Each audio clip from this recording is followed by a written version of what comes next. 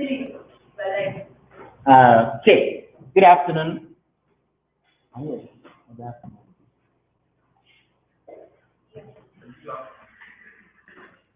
Um, so let me give you a background to what I'm about to do so it would make sense.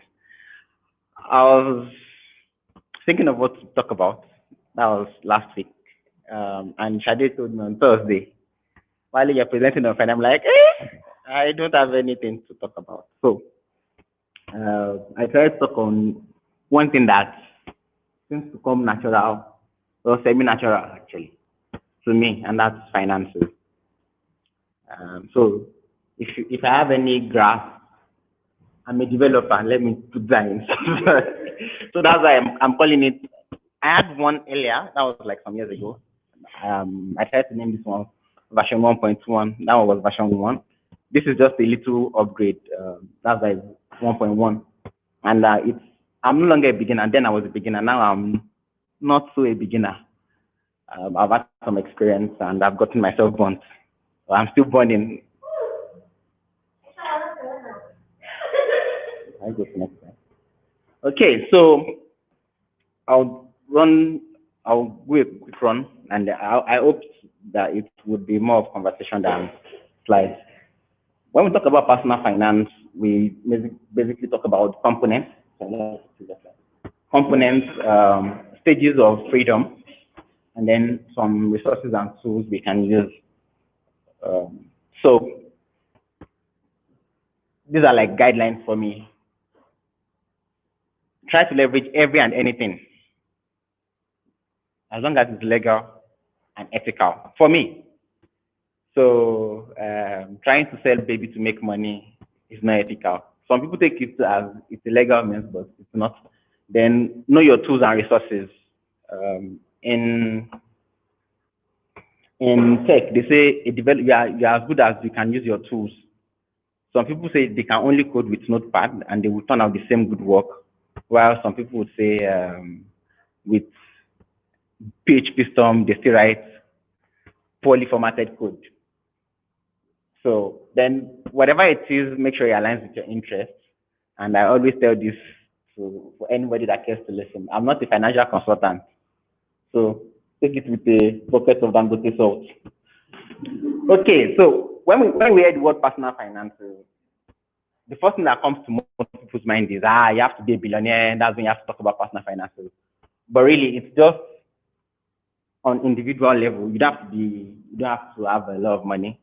Everybody, as we'll get to learn, we have a bit of our own path on or our own stage on the ladder of personal finance. So basically, it's an aspect of financial management on individual and family units where we get to talk about how we earn, how we spend, save, and invest. And we also consider things that might happen, COVID-19 and the like. So, what are the components? Components because maybe I should have used the word dependencies actually. But components because when we talk about no matter how much money you're dealing with, if you can understand these components or these aspects of personal finance, you would get to do well. If you understand what they mean to you, I always say that what they mean to you, it's when it comes to finances, is a personal thing. That's why it's personal finances. It's personal. What works for me might not work for you. So the first thing is the income. It's the most important part in the sense that we are not talking about finances if you don't have money, and that is income. Income could be most times means money gotten for value or services. At times it might be gifts. So it's ground zero. That's where you start from. You must have income. If all your income is people giving you money to your income, pocket money is income. Cut and push May 25 is income. Your boyfriend giving you money is income. It's all income. And the thing is, never get comfortable with what you are earning, particularly if you are a salary earner. Don't get comfortable. There is always more. And then this is very, very key. The more you earn, the easier it is for you to work with other aspects. So then the next thing is expense. Income is like positive, expense is negative. Expense is what we use to cater for ourselves, our daily living, our accessories, our gadgets, they all go here. But the rule of thumb is your expense should not be higher than your income. However, in some cases, it's okay in the sense that if I see a property, I love properties. If I see, let's say this building is going for this whole compound. If this whole compound was going for say 100 million naira, and let me pump myself with, let's say I have 90 million naira chilling, and I decide to go for it, I'm 10 million short, but I can spend more than I'm currently earning just to get it. It doesn't necessarily mean it's a bad debt. It's a good one if this property is worth more than I'm paying for it. So expenses typically is anything you're spending. Then here comes savings and investment. Savings basically talks about money that you have that you're not spending, that you're saving for, just like the word, saving for a purpose. So that you don't just, it's, how do I put it? It's a way of encouraging yourself. According to George S. Clason in Richest Man in Babylon, he said we should save a tenth of what you earn because every other money you earn, you don't keep. You spend something. You say, I have clothes. You paid someone to make the clothes. You paid the bike man to the market. It's no longer with you. Fine, you got services, but the money has gone. Savings is your own way of saying, I worked for this money. This is my own cost. Investment is what you're denying yourself now to earn more money. So recently I started trading shares, and when I invested, I lost some money at first. Well, on first 3 days it was negative, but then it became positive. Now I'm still on the positive side. Now it's just a way of me saying, okay, I want this money that I've saved. That's where you start. You save, then you can invest. At times you can use other people's money to invest. That is it's another angle where you get other people's money to do business and then you keep the profit and then you return their money. Banks do that. Well, cowrie-wise, not really. Maybe a part of cowrie-wise, but the whole point is I take your money.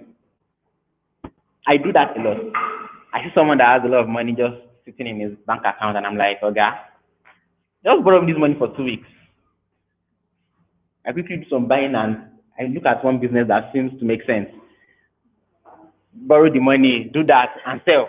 Quickly make my profit and I give you your money. So that's some sort of investment. Then debt and loans. Now, debt is money you borrow. Loan is money you lend. It can be good or bad. If I lend money to someone who I know can't pay me my money, it is bad. They call it bad debt. Bad loan. Bad debt, bad loan. It's gone. Your younger brother comes to meet you, who is probably in primary two, comes to meet you and say, Auntie Tolu, please, borrow me 10,000 naira. And they are sure, okay, they are sure you won't pay back. It's not good. Whenever you borrow money, always try to repay. Spend your debt wisely, preferably on investment. Investment doesn't have to be, let me say this, it doesn't have to be in ventures that will bring you money in itself. You paying to learn a course is investment. It's probably one of the best investments you can make. Equipping yourself to be able to earn more. In Richest Man in Babylon, they said, empower yourself to earn more. I can't remember the wordings exactly, but the point is, if we all have 24 hours, sometimes earlier in the year, I was checking through how much Sundar Pichai, now is the CEO of Alphabet, then it was of Google, how much he earns. And I saw $192 million per year. And I wondered, does he have extra hours in the year that I don't have? We have the same number of hours in the year, but he has invested enough in himself to command $16 million per month. aside bonuses, then you don't always have to lend. If you know this person won't pay you, you can, I'm sorry, not at this point in time. Okay, so what are the stages? And I call it the long walk to freedom or short walk to freedom, depending on how you want to take it. So these are you say 6 steps, because this is assumed not to be a step, it's assumed as this. So we have dependency, solvency, stability, agency, security, independence, freedom, and abundance. So dependency, that's where we all start. That's when you need someone to fund your lifestyle. That's where we all start. Even if you're born with a silver spoon,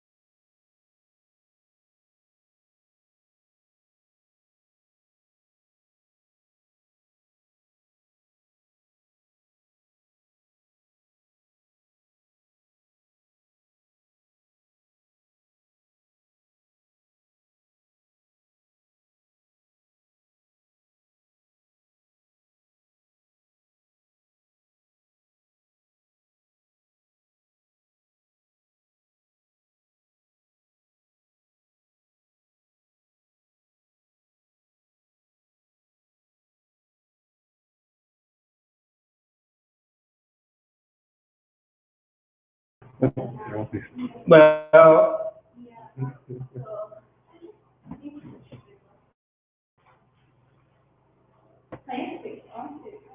hello, can you hear me? Testing, testing. 1, 2, 1, 2. Okay, cool. So, thanks, Nifemi. Your girlfriend can give you money too.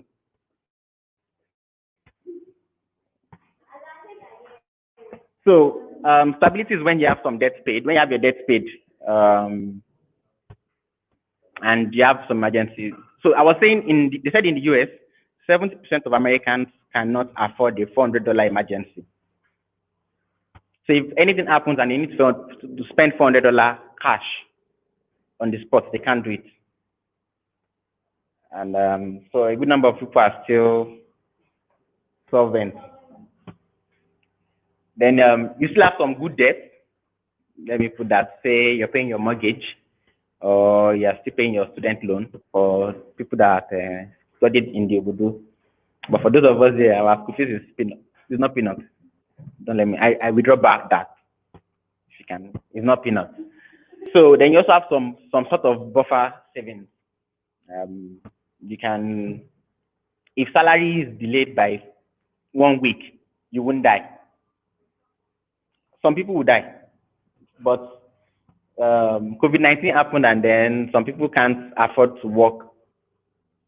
This is where you get to see the effect of being stable, financially stable. So everything we've talked about so far is when you're on the survival mode, when you're just trying to survive. Just okay. Then this is the last level. It's called agency. At this point in time, you are season money, whatever name, but you are comfortable. I mean, you're no longer on serious survival mode. You are able to work and live how and where you want. Then zero debt, nothing like student loan, no mortgages or anything of sort. And then you have enough to quit your job. You have enough to quit your job without hesitation. If you feel I'm tired of 9 to 5, I want to do maybe 1 hour a day, something very, very trivial just to keep my brain active. It is at this point that you can begin to consider it. Most people don't. So this is when you're now a big boy. You're getting closer to being the big boy. When you have financial security. At this point, your investment, keyword, investment income. Not just income. Now we are separating between income and investment income. It is at the point when your investment income can cover your basic needs. Say you bought shares in a business, or say you invested into Funatech. So you pay me for this advert. Say you invested into Funatech and then Funatech blows, and you're getting some returns from the profits, and is able to keep you afloat. Basic needs. You can you have your housing, your clothing, your food, everything basic, nothing fancy. You can't be doing weekend in Bahamas today. No, yeah, you're just okay. Then the next level is independence. So this is like where most people get comfortable. I mean, at this point in time, let me bring it to Nigerian context. Probably have say 100 million in worth of investment, or am I taking too high?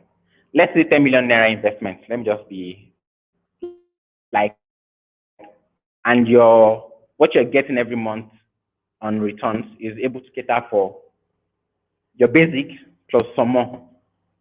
Note is basic plus some more, which is just enough.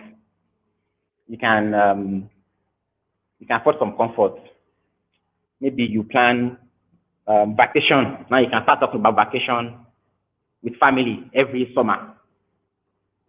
And you're not going to Ghana or Benin Republic, no disment. But you can travel, you can go places. You can plan your vacation. This is no longer holiday, this is vacation. Now this is where you become a big guy. Let me use the word guy. When you become affluent. At this point, passive income. It will only cater for your current lifestyle. It will cater for your current lifestyle all the days of your life.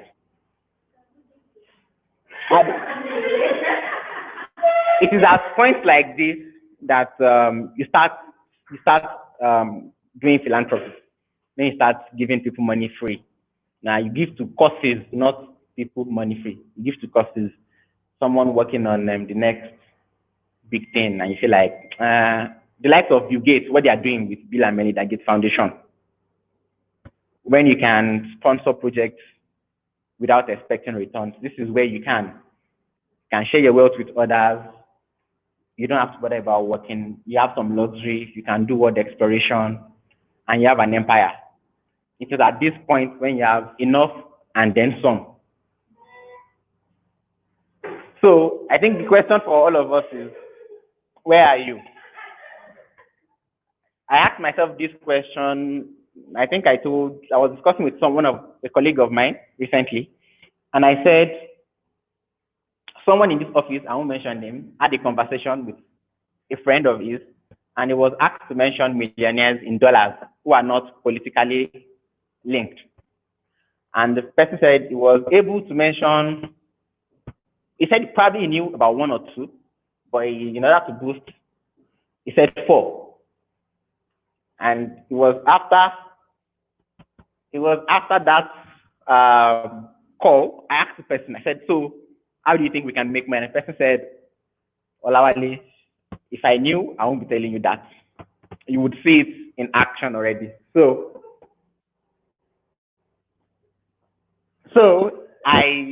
since then I've asked myself, how do I get from whatever level I am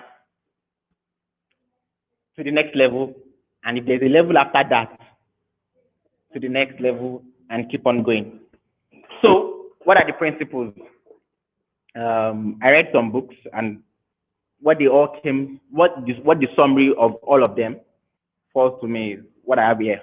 These 4 points. First thing is define and assess.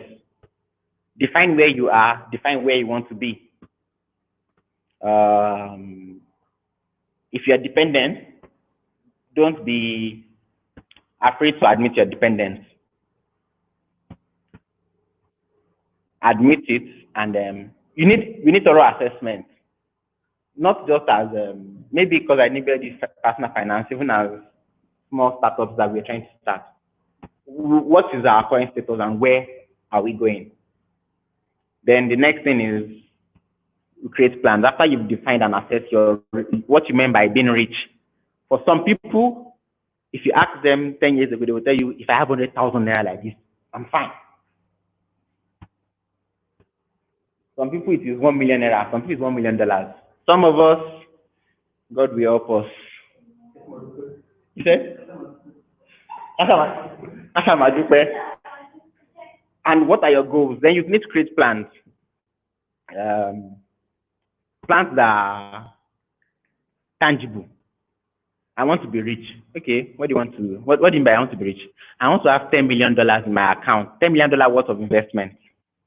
I told Ronke, I said I want to be able to choose not to work and live better than I'm living right now.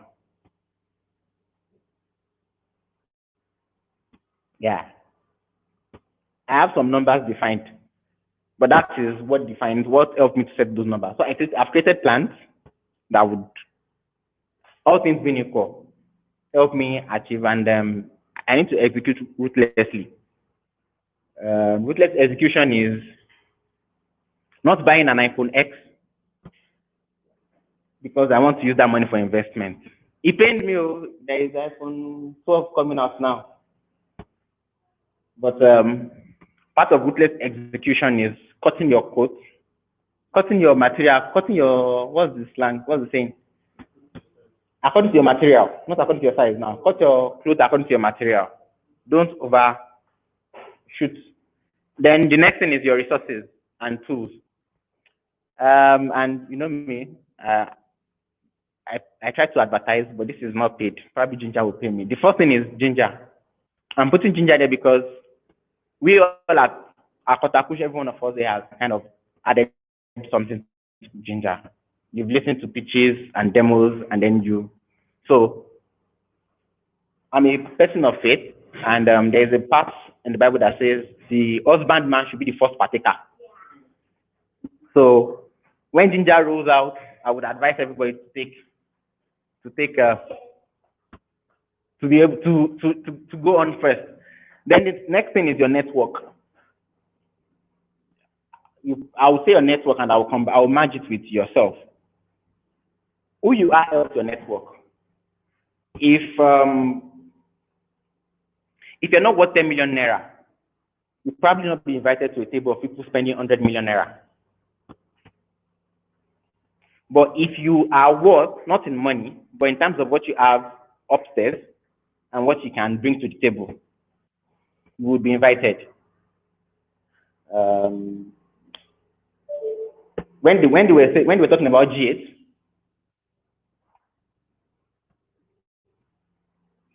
well, I'll answer that question when I get to the end.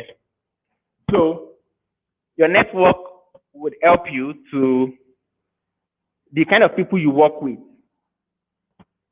It's often underemphasized or be underestimated. I might have 10,000 naira in my bank account, but if Dangote calls me by first name, or Tedola knows my daughter's name, my network grants me access to other people. I would use Tokes, for example. Tokes will say he's not boxed up. Tokes is trying to be humble. But he has access to people that have lots of money. So even though Tokes will say, we thank God, he has some numbers on his phones that let me use our slang, if he flashes them, they will call back. And they will talk for long, and those people control millions. That is you leveraging on your network. Now, you can also leverage on your bank. Well, that told me that. He said, before now, we always saw banks as wicked people. But since the day you understood that, if you know how to use your bank well, they will respect you. That was the day I started checking all my banks and seeing what extra can I get from them aside from put my money there, use ATM to collect it. Banks have some Banks have some services that we can benefit from. If we know how to use it, we always enjoy it. Then spreadsheets. I put spreadsheet there because it's like basic. Just do some computation. How much do I have? How much can I make? How much am I spending? And then it would help you to know where. Say I want to have 100 million in my account, and I want to do monthly steady. I would probably say 90 million divided by 12. That's 7.5 million naira monthly. What does that equate to daily, hourly? If most people understand what their hourly expense is or what their hourly income is, probably a lot of people take it serious. If I know I earn 2,000 naira per hour times, we do the multiplication and then the computation, and then you find out what you're supposed to be earning at the end of the month. If you're not earning that, this will tell you you have to invest in yourself or your network. That is active. Then you also need to look at your. Okay, so some of the banking services. First one that goes with almost saying is loans. Depending on how you can negotiate. By bank, I don't mean just GT Bank and banks. I mean financial institutions. They will tell you this money goes for this rate. Would lend you 10 million naira at 10% per annum. But and if I have a business that can generate 21, let me say 15% interest, and I see bank telling me come and borrow money at 14%, I will say it's not worth it. But if I can negotiate it down to 8 or to 7, it's a lot more. The margin of profit is increased, and that's one. Then there are some other types of accounts that people take advantage of. I think there was a time Diamond was doing Diamond IDA. I yield. Is it IDA or IDA? I interest IDA. Deposit account. Most people didn't know. If you ask most people that have access, that have diamond accounts, most people didn't know. So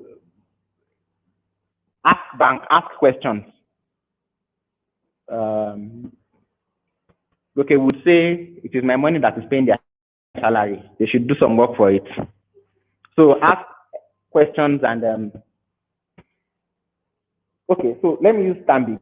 I opened a Stanbic account some years ago, and it was in the course of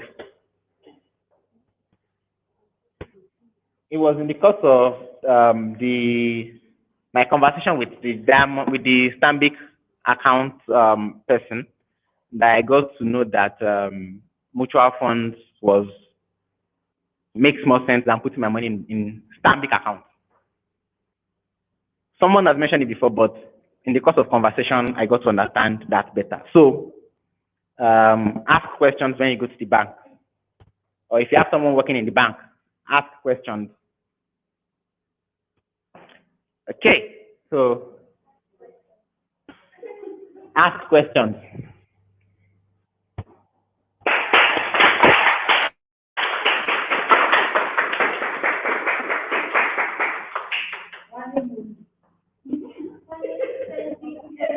Not yet. You were going to like toxic question. Oh, how about if you're a comedian and you're invited to the table? Leverage the network. So the difference between, I would say this, the difference between the bank, the last time the bank dropped any hit, I was probably still on that because he has converted his active income to passive income. He has a cocoa foam, cocoa gary, cocoa this, cocoa that. Most comedians, or let me say people that earn a lot of money on the instant,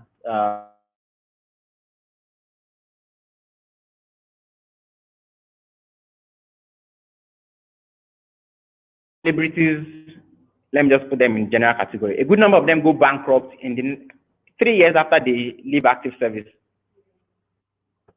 And that is because they probably didn't invest. They only had income. Money was coming in, and when contracts went out, they lost all they had. So if you're a comedian, so if you know a comedian, you can tell the person to come and meet me for some consultancy. I can make some money. I'm not a financial consultant. Okay. But what kind of investments do you actually make? Thank you for the presentation. I think you've given a guide, but I think you can give us some examples of actual like investments you make in Nigeria. You know, you talk about shares. What kind of shares are you buying? What's guiding your share purchase, for example?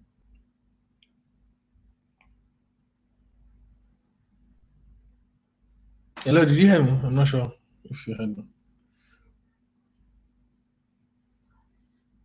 Sorry guys, we're trying to collect.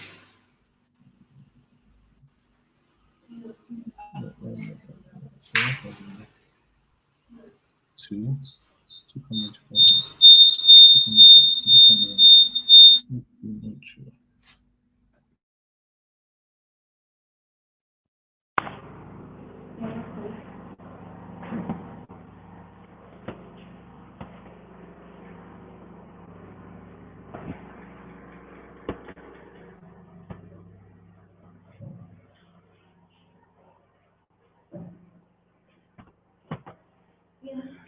Any other questions?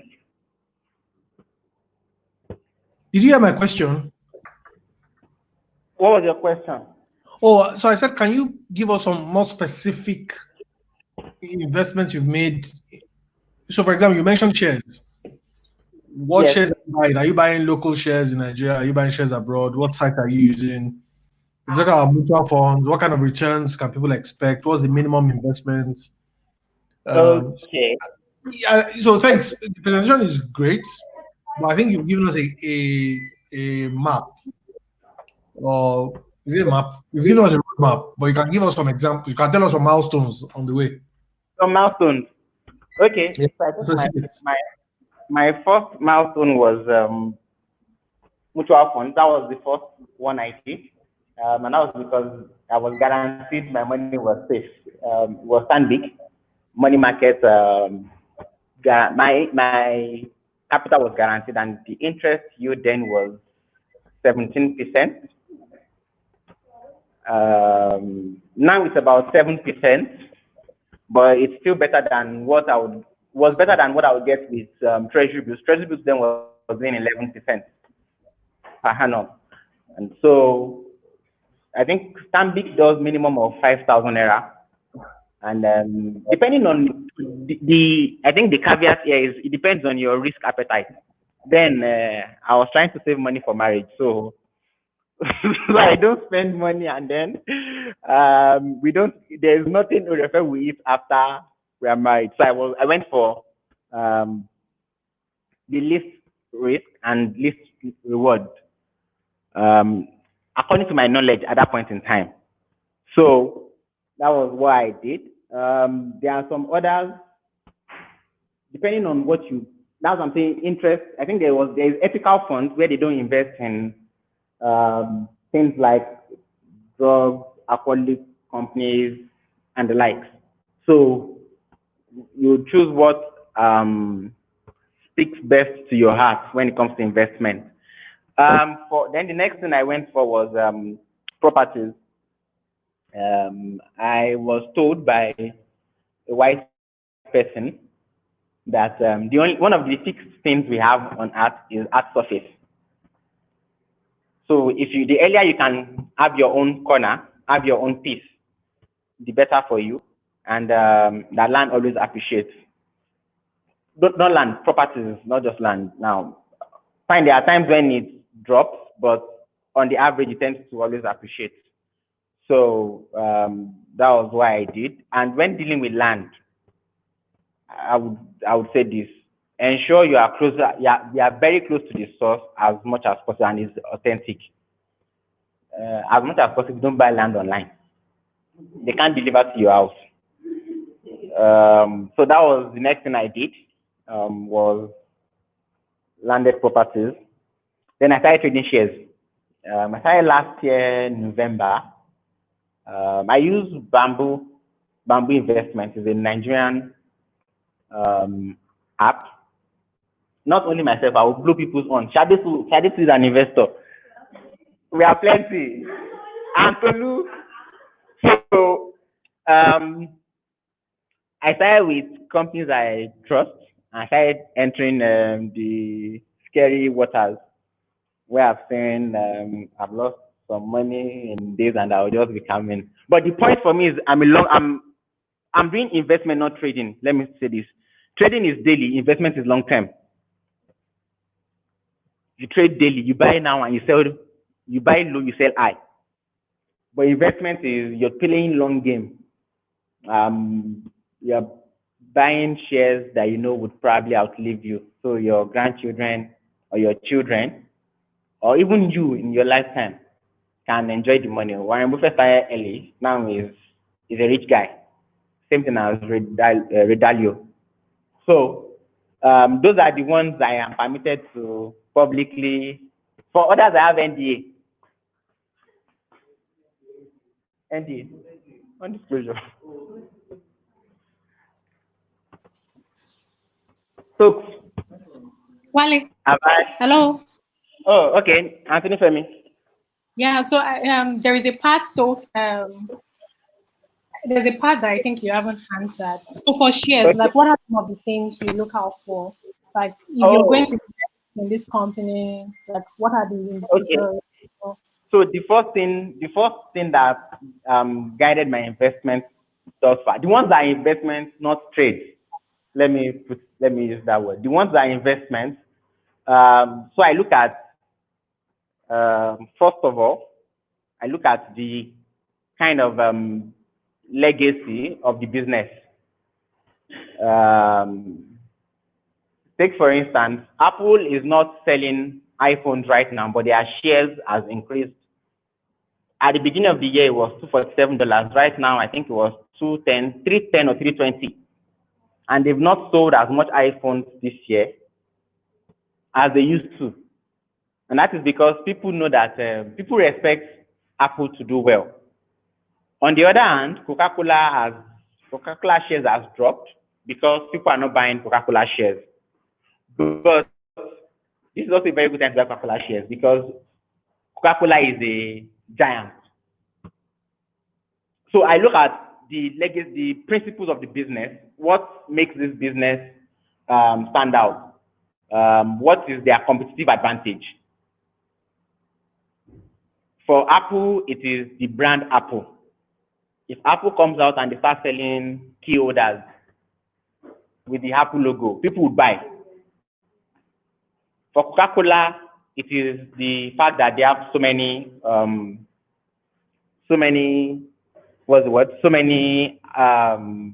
ventures, so many brands, so many products.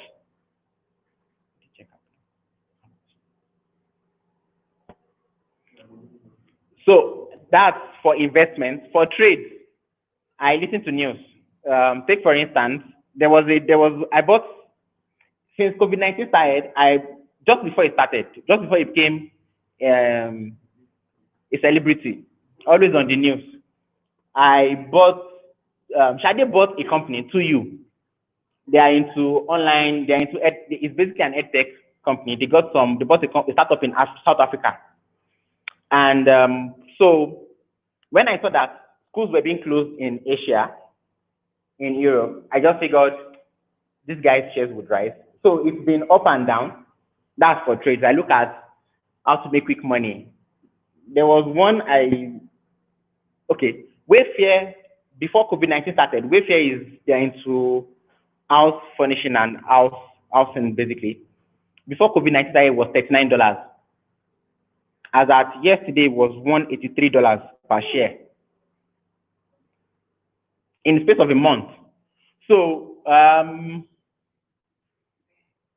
Moderna is one of the companies working on COVID-19 vaccines. Moderna before COVID-19 became public was $22, $23 a share. Last time I checked, it was $60-something a share. So I look at, then that is on the surface. The part that takes time and I'm still kind of scared of is doing the financial analysis, where I get to look at what is the financial statement of the company year on year. What if any of their subunits, if any of their units has a bad year, what is the effect on the global business? Take for instance, there was a time people said Coca-Cola was going to go down because people were trying to drink healthy. People stopped taking sugar and all. But because, fine, Coca-Cola's major product is the Coke. But they have about, if I remember, I think they said they have about 4,000 products. About 4,000 products.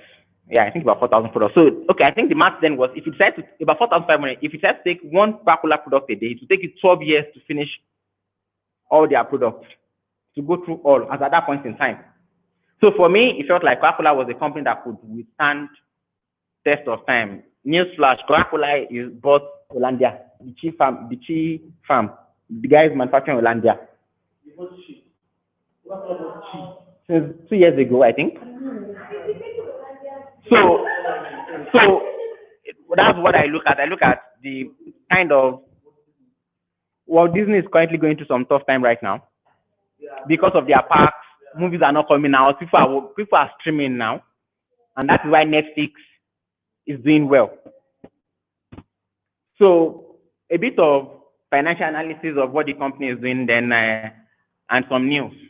That's what I do majorly. I hope my answer isn't too long.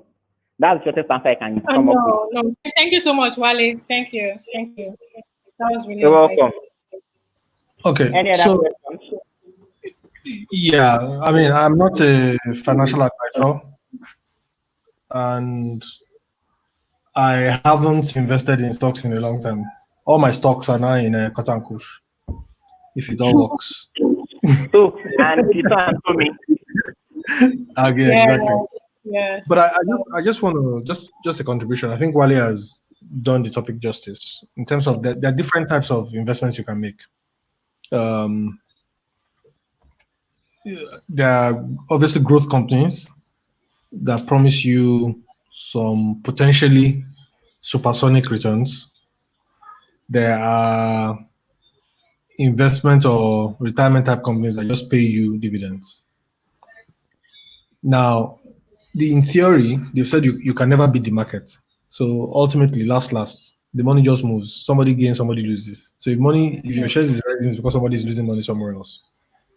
So just bear that in mind. But I don't think you should make it too risk averse. Wale is spot on in that you need to invest. Invest.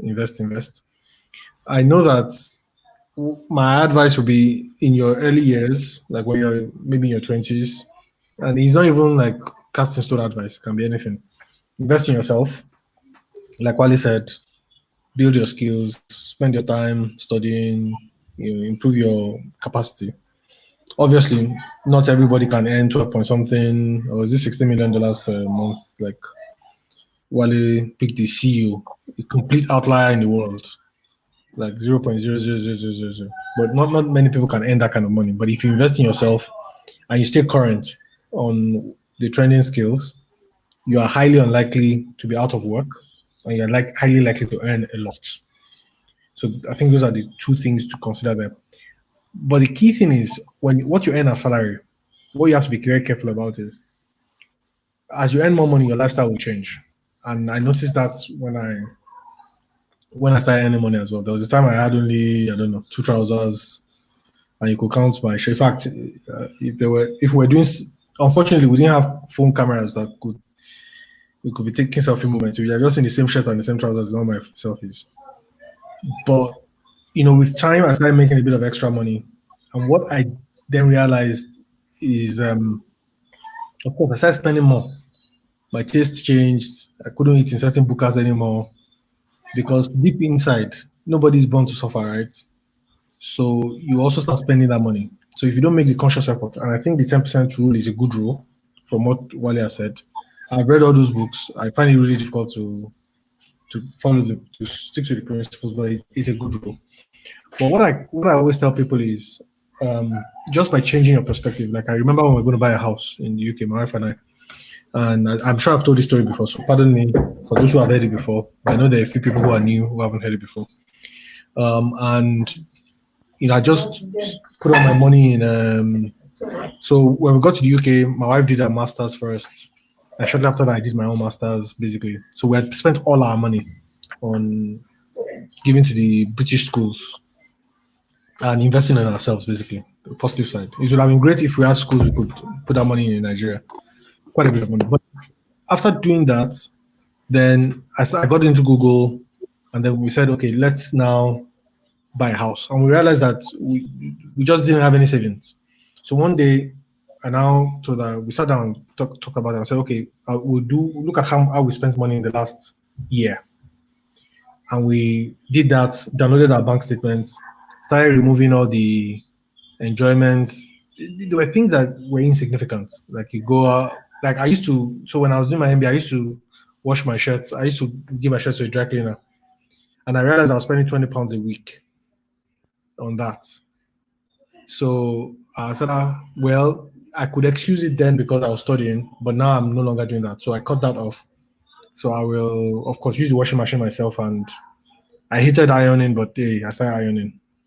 So little things like that. So we cut off things like ice cream. We just cut off a lot of things. And in less than a year, we're able to save enough for down payment for a house. Actually, much less than a year, about 6 months or something like that. So just by changing that lifestyle, that was what helped us to get a property. If we didn't change our lifestyle, we would have kept on enjoying, we would have kept on traveling, we would have kept on shopping life, eating in restaurants. Meanwhile, all the things we're eating, all those things I'm now trying to lose by walking all over Ikoyi like a jobless person.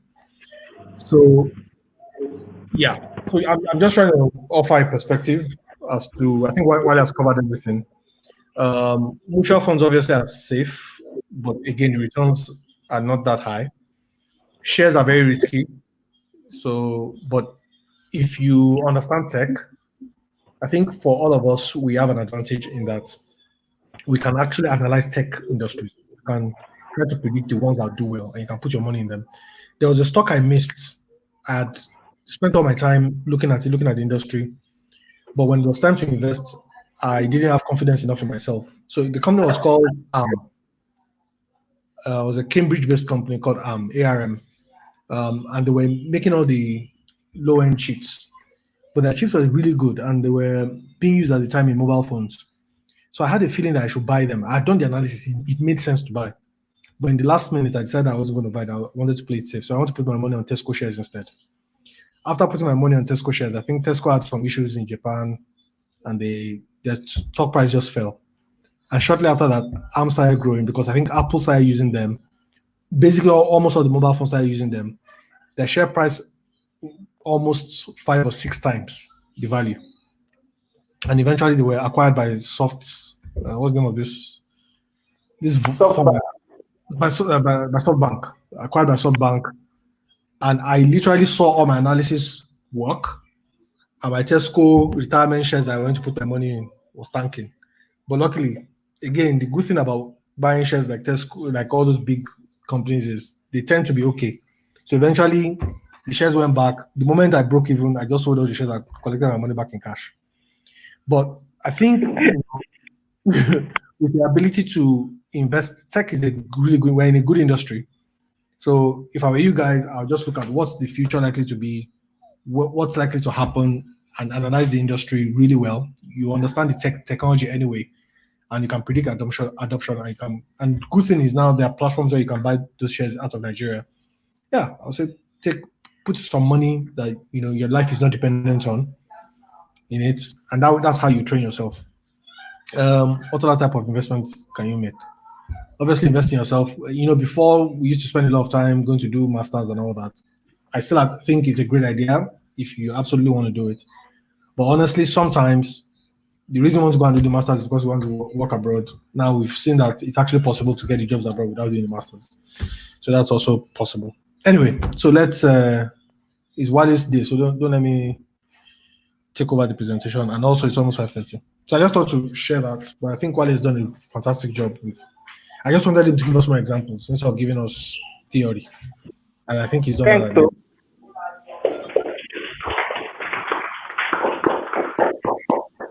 So these are some of the books I read. I was Think to Be Rich and Fastly Millionaire in during this COVID-19.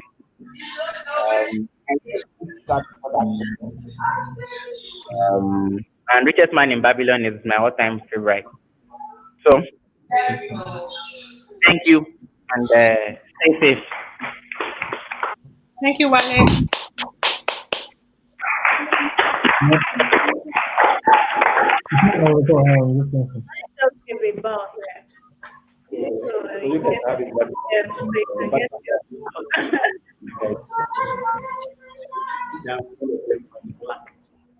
Oh.